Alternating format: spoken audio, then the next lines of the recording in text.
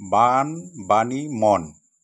বাণ একবার ধনুক থেকে বের হইলে বাণকে যেমন ফিরিয়ে আনা সম্ভব নয়, যার পরিণাম অন্যের বিনাশ।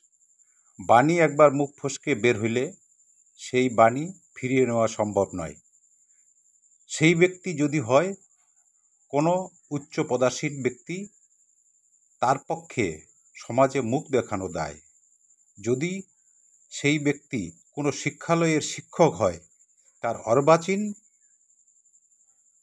বাণীর মাধ্যমে শিক্ষা প্রদান করে, তবে তা পুরা সমাজ ব্যবস্থায় বাচালে পরিণত হয়।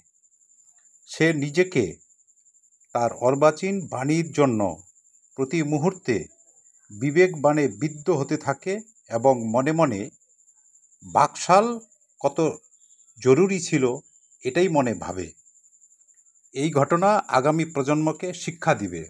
মন অতি চঞ্চল, মনকে সঠিকভাবে সঞ্চালন করতে না পারলে মতিভ্রম কয়। তাই তো মনন, চিন্তন, যুক্তি, তর্ক, খণ্ডন, মন্ডন বিরোধ পরিহার করে সঠিক সময়ে বাণ ও বাণী ছাড়তে হয়।